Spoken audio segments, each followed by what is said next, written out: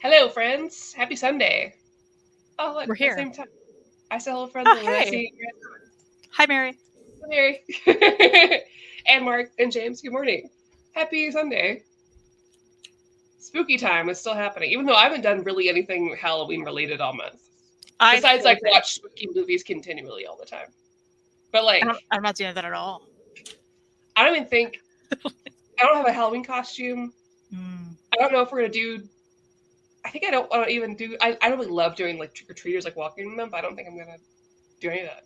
yeah, I get it. It's a weird time of year. That's what it is. Yeah. It's just weird. Hayden says, "Happy Regeneration Day." Is new Doctor Who tonight? Are they gonna switch? I'm so Me too. I'm out so of glad. everything. Yeah. That's cool. We're gonna talk about. That's gonna happen again, isn't it? I'm gonna forget the name every time. I just read it. The Crossroads at Midnight. The name is not sticking with my head at all. I get it. I don't know what it is. It's But a little long. I'd say that. The Crossroads at Midnight. Yeah. We're talking about that. It's from Iron Circus Comics, Mm-hmm, who is still having like a big sale right now. And I know you have the physical one. Is that because you kickstarted it? I couldn't remember. You just ordered it. Did I kickstart it? I feel like this is a Kickstarter one. I think I did kickstart it. Yeah. It's been so long, but yeah. And you can still get the physical copy on Iron Circus, I think, and I think it's on Amazon. Out. They're okay. You can get it on Amazon, but on Iron Circus Comics website, they're out of the physical. But they do have the PDF for like $6. Well, that's a great deal. And that was still great. Also, the list of this is 18, and it's quite chunky. So, yeah. It's nice. It's nice quality. There's like a little. Ooh. Yeah, for the eye there. I should have had you take a little picture like that, and we make it the thumbnail. So that's pretty cool. But you know where else you can get cool books? Where? InStockTrades.com, our great sponsor.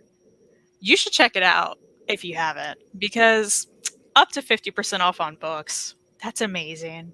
True. Collected editions are favorite things. Free shipping in the United States if you order $50 or more. And I feel like we always do, right? If you're going to do it, you have to. Yeah, if I'm never going to order from IST for just one thing. No. Never in my life. No. But I'll say, in the US, there's flat rate shipping of like $4 for one thing. Which is so good. Which is still really great. So if you really just needed one book and you didn't want to go wild like us, it's still really good. You're still getting a great deal. Like, absolutely. It's not going to be, it'll be less than most places. For sure. And the shipping is just amazing. So good. Check them out. Check them out. Buy all the books. You can get Clementine there. You should. Why haven't you? You know, Sweet Tooth the Return. These are just books near me. Steeple. I got all these in IST. Ooh, Steeple. Yeah, so good. So good. And that's a great spooky read. So do that. Yeah. Let's talk about this spooky read, The Crossroads at Midnight. If I keep saying it out loud, did it right? Yeah. The name will say. I'll just hold it the whole time. By Abby Howard. Yes. This is another anthology horror. Ever since you first showed the cover, Kristan, when you got it in, I've never forgotten it. Yeah, it's creepy. That has stuck out to me the most. I always remember, like, I want to come back to this book with the creepy, you know. Really enjoyed this. I think it was also cozy. Weirdly, agree. You know? Weirdly, for sure, weirdly. Yeah. Yeah, I'll say there's few people who I think, one, can do short form comics well. Yeah. Two, could put together an anthology collection that feels like they all fit well together in a collection. Mm-hmm. And I never got to the end of any of these stories and felt like, oh, this for sure needed a better ending or needed to go on and on and on. I never felt like that. Now, I could, any of these stories, I could probably be happy to read like a whole book about, of course. Yeah. But it never made me feel like, oh man, this really needed like a few more pages or something. Yeah. I never felt that way, there's 5 in here. And so Abby's the writer and the artist for all of this, correct? Yes. Okay. And so to speak on that too, like, there's not a lot of people that put out anthologies that aren't written by several people. For sure. This felt like reading a Junji Ito, honestly. Absolutely. And the black and white art, it's so sketchy and wonderful. I loved it. I thought it was beautiful. Oh yeah, it was nice. It reminded me a little bit of and I shouldn't do that because I never know if artists like to be reminded of other art, but it does remind me of Blue Delaquanti a little bit. Yeah, I can see But that. In the great In way. a good Like way. it's Yeah. very different, but like Yeah, I can see it that. reminded me of that. You know, it's funny. I have Oh Human Star right by me. See if we can Yeah. get some comparisons. I can see that absolutely. But Similar kind of. the use of the grayscale throughout here, the black and white, is so well done. I loved all Absolutely. like the backgrounds, and I loved any time Abby would illustrate someone with like, man, she's so good with like disformed hands. Yeah. She's so good with it. I love how weird it's just. Yeah. So good. I will say, even though this isn't a manga, ooh, that is a picture you chose for your thing. I think you'll feel similarly because if you like Junji Ito and you like those sort of like Japanese horror anthologies, this felt very similar to me. I don't see a lot of. I mean, now that more anthology like TV shows have become popular, I'm seeing a lot more of these. But as far as like in the comics realm, I don't see a lot of these sort of like short form horror. Yeah. And maybe I'm not looking in the right places, but I don't think I can name other Western ones that do this. I don't know of a lot either. Please let us know in the comments or anything if you know of more, because this was like exactly, I feel like exactly what we need this time of the year, especially any time of the year. But and this was a reread for me. I read it like a year or two ago. Yeah. And it's still so good. And it's so quick, like in a really like readable way though. Not like there wasn't a lot of words, just like it was very breezy. It was very easy to read, very easy to follow. Oh, absolutely. And they were all so good. Did you have a favorite among these? Oh man, that's tough. I really liked all of them for different reasons. So I don't know if I can choose a favorite, but if I really had to pick one, it might be the first one. Just because I love the kind of twist in there, and I lean towards that because it's the first one, and like you don't know exactly what the style is going to be of the stories yet, right? And I felt such a like closeness to that character, to both the characters. I really enjoyed it. I agree. But I have really nice things to say about all of them. Like I also really liked the Bog Women one too. Yeah, just because it was so sweet in a weird way. It was super creepy, and you're right. There is oddly sweet, and I really like the ending. So I guess we can kind of go story by story and start with the first one. Yeah, show up my PDF. The first one's where the cover comes from. So it's about this teenage girl who goes out to her backyard where there's a fence and a little hole with an eye in it, who she starts talking to, the girl next door, and she keeps asking her more about her life, and she's venting, and she's got a lot. She doesn't agree with her parents on a lot of stuff, and teenage angst. There's a lot of that. So she goes out and talks to this girl in the fence. And I feel like it's like, how much do we say, right? Because you don't want to like ruin what actually happens. Which sucks because that's what's fun about it. I only want to make sure we do spoil the last one because I don't know how else to talk about it if we don't. Yeah, no, absolutely. But the rest I'm okay with not. Well, I think it's easy to say that's not a girl on the fence. I think you just immediately know that.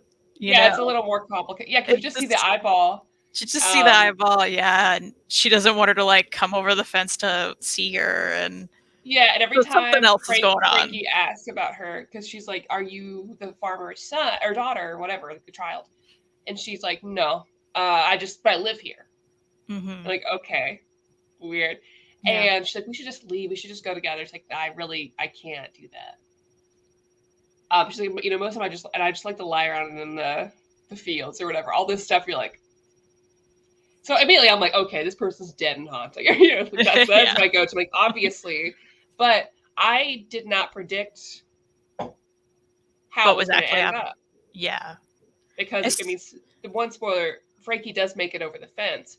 Mm-hmm. And we learn more about the situation, but it is not what I expected at all. Right. And she does get to confront the farmer. And there is a weird situation there. Yeah.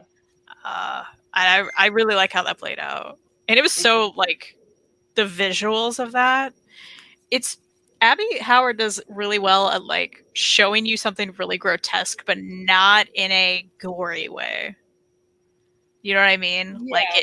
it never like grossed me out anything in this whole thing. Like, and I never felt like I needed more of it either.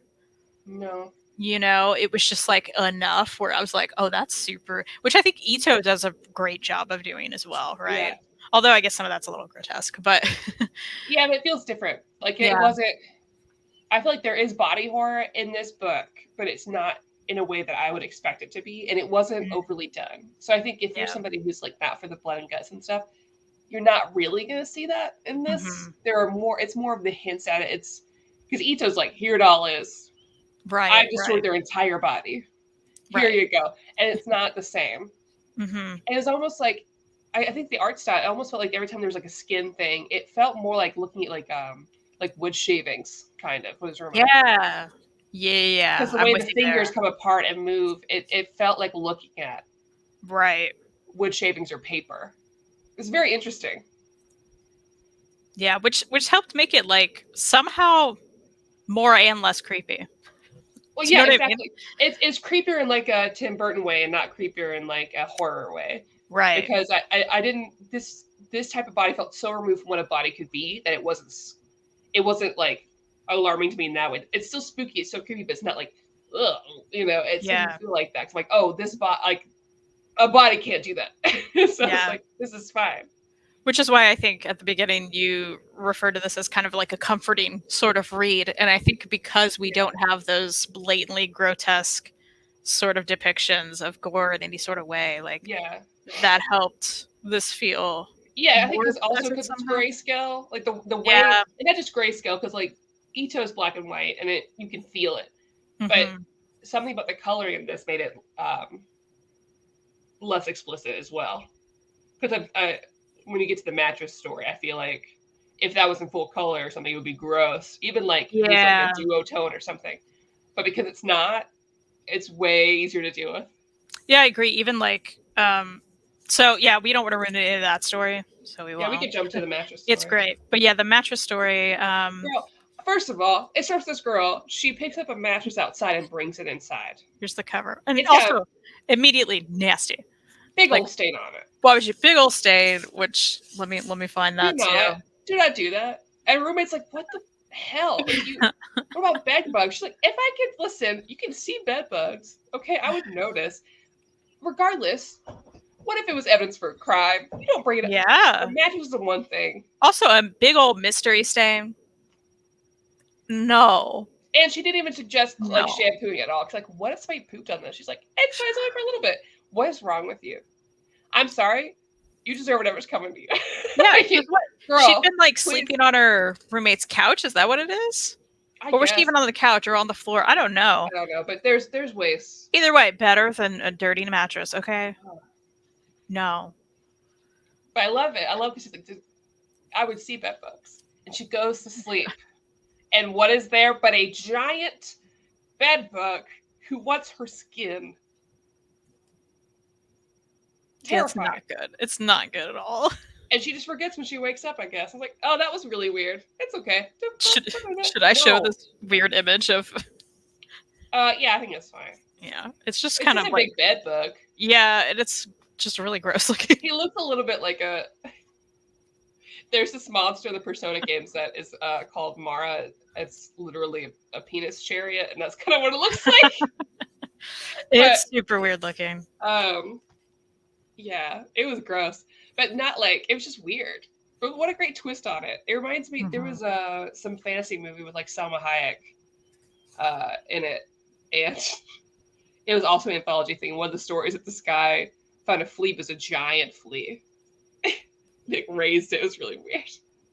But anyways, you can only guess where that's going to go. It's not going to go exactly where you think. Yeah. She ends up getting really, really sick. Yeah. And some weird stuff starts happening to her skin. After the big bed bug says he wants her skin. Yeah, it's really gross. But anyways, next one. The Boy from the Sea. Yeah, this one was really cool. Yeah. I thought it was really good. Yeah, so it starts out, there's a little girl digging in the sand, and this boy comes up to her who's like soaking wet. And just look at him. I mean, Immediately, that's not a kid you trust. no, but she does. Want to play with me? She already has hard times making friends. So, and he wanted to play with her, so that's really all it took for her. Yeah. You know, she's young. I get it. And then he starts, moving the water and playing with her that way. And she's like, hold on, wait, you're actually magic? Like, you can do magic things? And the whole time he has this creepy look on his face, by the way, and it's consistent. So creepy. Where the whole time I'm like, oh gosh, what is this? What is this kid gonna do? I'm very upset. And her like probably teenage sister and her like don't get along, and teenage girl doesn't want to like hang out with her anymore. Like there's a lot of tension and stuff there. Yeah. And then the kid starts coming at night and like beckoning her out to play with him and like teach her like water magic. Yeah, it's fun, you. And from then on, things get creepier and creepier with him, and he, keeps showing up. And I don't want to give it all away, but I do feel for the whole time. I feel for the older sister. Oh my gosh, Yeah, she's trying so hard. she's trying so hard to make sure. She's just like, this kid, we shouldn't trust this kid. This guy's weird. It's not okay. Like, don't go near him. Yeah, she's like, he's teaching me all this magic. And she's like, no, I could see his hands behind his back. He just made you think that. Mm-hmm. That's not what's happening. It was good. She clocked him immediately. Yeah, but the way it ended, it was really, really good, but it was real messed up. Nice little twist at the end. Mm-hmm. Love this. I thought the story was really creative. I really liked it. Yeah, me too. This could definitely be a Are You Afraid of the Dark story, I think. Oh, yeah. Yeah. Which, love that. Me too. So that was another great one. Our Lake Monster is the next one. That one was interesting. I want to go back and reread it too, because I think I missed things. But that one's a little more grotesque. Yeah, I know the specific panel that you're probably thinking of. Oh my gosh, yeah, that one was rough. But this is a family like what out in the country, I guess, out in the woods.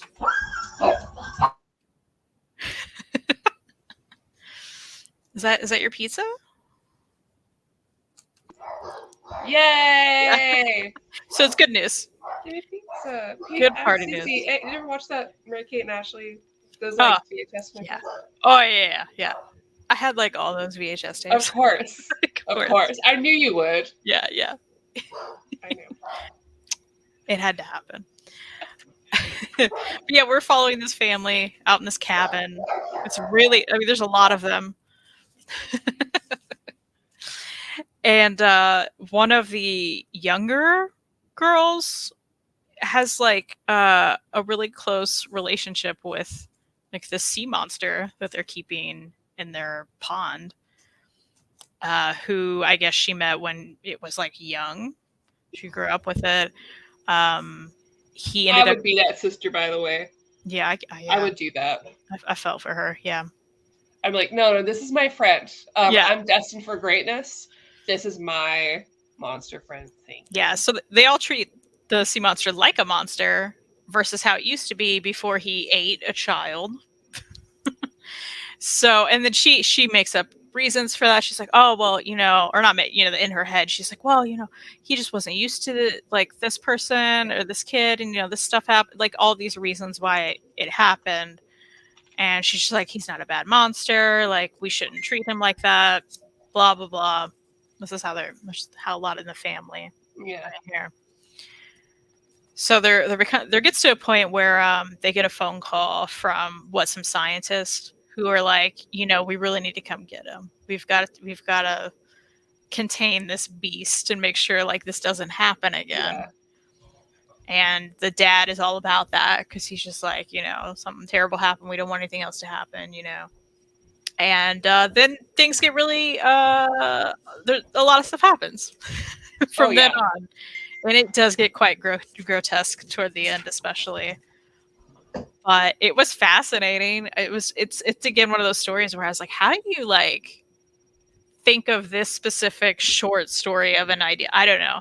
There's some things where I'm like, it was so well executed. Oh yeah. I liked how it ended. I mean, it was terrible, but I also liked how it ended. It was a good one. Another good one. So we get our last one. I love this last one. It was great. I wasn't sure what was going to happen. I really love this. So it starts out, this woman gets a knock on her door, and there's a bog woman outside. That's how they refer. Almost like a zombie-esque sort of like person put together. Mm-hmm.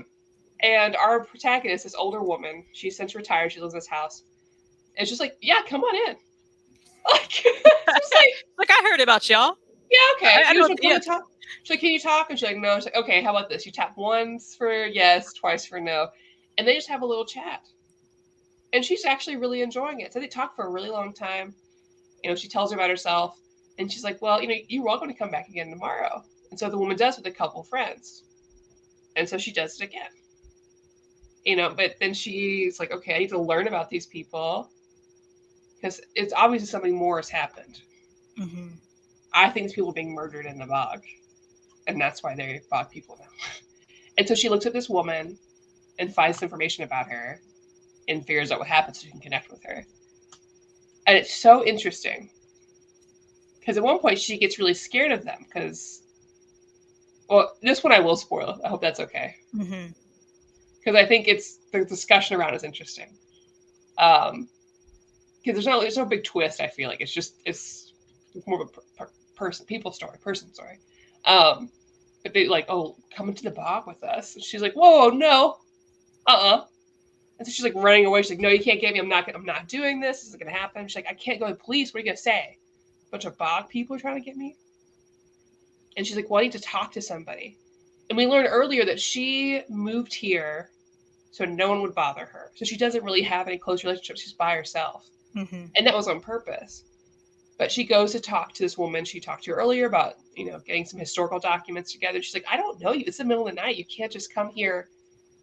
She's like, I actually want to talk to somebody. She's like, well, you need to find a professional. I don't know you. We are not like that. So she leaves. She goes to the bar. She's like, okay, someone's going to want to talk at the bar. Nobody wants to talk to her. No one wants to hear her thing. She can't get the bartender to engage with her at all. Yeah, there's another patient. She's like, hey, you look like you might need to talk to somebody. He's like, no. And she's like, I'm just looking for a little conversation. I love how she's raised up like, I'm just looking for a little conversation, which is what those bog women have been giving her, the like companionship she didn't have.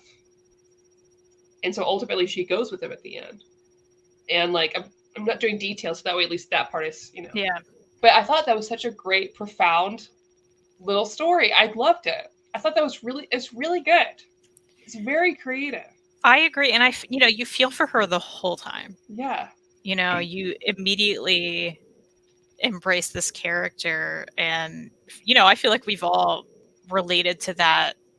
Her whole life, we've had moments at least in our life like that. Yeah. Where we're like, we don't have someone to talk to, or like, you know, everyone's kind of just rude and blowing her off the whole time. And it's just like, how are people like this when some not people gave her that? Well, it was the antithesis to what she decided in the first point, which I understand. Like, she was probably at a life before that. She's like, it's just full of things. I need to be alone for a while. But then she was alone for too long. Mm-hmm. To the point where you would welcome a bog woman into your house to chat. You know, it was really cool. I really dug it. Yeah, I liked it a lot too. Yeah. But anyways, I love this book. I thought it was great. Yep, me too. Yeah. Still loved it. I think it's one of those that'll hold up to a lot of rereads. Yeah, I'd like to have it in my collection. Yeah, for sure. And it is a really nice, like, chunky little paperback. It opens really nice. You know, I love a good flop. Ooh, it opens very nicely. Well, I love that cover. Yeah, and this is a cool, like, die cut cover. You know, cool. That's great. Everyone should get it. And it's on sale right now, like you said, for the PDF. If you just want to check that out, jump on it. Yeah. So yeah, there it is. We did it again. I haven't been reading much else. I've been reading a lot of like actual novels. So I've been doing the same. Like, what is that about? I don't know. Yeah. I think because I've been going through a little a mentee bee, you know, little mentee bee, classic mentee bee. Yeah. little mentee bee. So that is why I've not been around anywhere. And so books have been helping a lot. They're nice little like treats to kind of like get you out of it, but not do something that's so overwhelming to your brain, like watch TV and play on your phone, do all that stuff. So that's been nice. That's good. Yeah, so I'm almost done with Seven Husbands of Evelyn Hugo, which has been great so far. Love that. I'll forever be making my way through Harrow of the Ninth. It'll take me 5 million years to get there. I had the Unstoppable Bar in the chat yesterday of the show Jess and I, and she keeps being like, hey, have you read Getting to the Ninth? Hey, you need to read it. And I'm like, look, I want to, but Maddie, with you in the middle of the second book and you're so confused, I'm like, I know that'll be me. I know I'm going to be so confused. And the first one was great. It was not hard for me to get through. The second one is trying me, but I think I just have to buy the physical copy. I think that's always going to work because it's just like if I'm listening to her, it's like Hammer Hawk, noted Jessimus the Third, blah blah blah blah blah, first of her name, and I'm like that's fine. But eventually I get lost because I'm hearing all these words that I'm not relating to because they're about bones and marrow and necromancy, and then I'm like lost. I'm like okay, all of a sudden I've dissociated for 30 minutes. Yeah, and I'm like oh shit. So what's happening with Dianthe Tridentarius now? I don't know. That's what I get scared of with like any like high fantasy or remotely fantasy book with a lot of characters and names that like we don't pronounce on a regular basis. I'm just like, I'm gonna be confused. I already know. I'm gonna get confused. Yeah, I need the physical in front of me. And I need like I need someone on Etsy to make a little graphic of who is who, what they look like, where they left off of the first book, so I can remember. Because I don't remember who did what. That's helpful. I remember what happens to my two main characters because that's what I care about.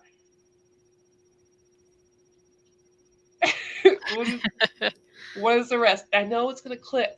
Everyone's like, no, last 15% clicks. I know I'm going to get there. I feel like someone's probably done that, right? I mean, someone has to have had made. Like I need to like look through some YouTube videos and see what's helpful. But I've got to. I started this journey. Gotta finish it. So yeah, that's exciting. But yeah, nothing else has happened because like all the TV shows that were happening are done. Rings of Power's done. She-Hulk's done. Do you plan to watch High School? Of course I do. Oh my gosh, it's so good. It's so good. My TV shows me the ad every time I turn it on. It's like, did you know about Tika and Sarah? It's like, I know I'm gonna watch. And like, did you know? You're like, I got it. Oh yeah, and I canceled HBO Max for the month, so I'm behind on House of Dragon. I'll be back with Sex Lives of College Girls because my wife Isabel Roland is next, and I love her so much. If she and her husband ever, want to expand their relationship, or at least include me as their best friend, I'll be happy to join. But I did get AMC Plus to watch Interview with the Vampire. Just because everyone was talking about it. Everyone is talking about it. And if you get AMC Plus, it includes Shudder, which is like has all like the horror movies and stuff. So I was like, that's probably worth it right now. Yeah. And there's there's a TV show that talks about like queer horror, like the history of queer horror. So that's fun. Love that. Kristan, did Reed do anything for his birthday? Well, we went to see Mike Birbiglia in Nashville a few days before his birthday, or a week before. I don't even know anymore. Was that right? Yeah, that was last week. Anyway, girl, I'm so behind. I don't even know what's happening anymore. So we did that in advance. And yeah, then we just like had good pizza and ate with his parents that night. It was good. It's pretty good. It's all done. I'm gonna watch it. I'm busy with Evelyn Hugo. Okay. I've got like 40 minutes left or something of the audiobook. Oh, you're so close. I'm so close. So it's already torn my heart asunder. So I'm not sure what I'm gonna feel like at the end of the book, but you're gonna love it. It's great. Yeah, I need to get back into it for sure. I already hearted like a million things on Etsy for it. Love that. It's having an anime coming out this season. Chainsaw Man, obviously. Spy Family, and also there's a new Gundam that's basically Revolutionary Girl Usa in space. That's all I needed to know. Yeah, that's interesting. That is very interesting. I also got rid of my Crunchyroll for this month, so I'll be back on Spy Family next week. Yeah, Chainsaw Man you can watch on like Hulu or something. Yeah, I thought I saw that. Everyone said I haven't started yet because I'm waiting to be in the right space, but everything I've seen about this I don't know if you can use cinematography as a word for an anime, but the animation's incredible. Love that. And yeah, everyone's talking about the new Gundam being a little gay. So I'm into that. Too. Netflix is doing Husbands of Evelyn Hugo into a movie. That would be great. Chucky show is also surprisingly super queer. Interesting. Weird. Okay. I'm not a Chucky person. I think he's annoying. Yeah, I never cared. I've watched him. I don't think. I don't want to listen to him talk. I just don't think it's for me. But, I think that's fair. Well, we could end a little early at Second Eats Pizza. I know you need it, and it's here. I heard the dogs yell about it. Yeah. So you can catch me and Kristan twice next week because she's been a great companion this month. On Tuesday, Kristan will be on Over Your New Reader. We're talking about Gideon Falls, the first hardcover. And next Sunday, we'll have the new Junji Ito book to review. So that's 2 Junji Itos in a month. We're trying to keep it nice and casual and comfortable. That's right. That's right. Which, speaking of, if anyone else has ideas for next month, we want to be chill. We don't want to read something really long. Yeah. Just want to calm down. It's my self-care November. So yeah, love that. That'd be great. Check out our sponsor at stocktrades.com and I hope you have a great rest of your Sunday.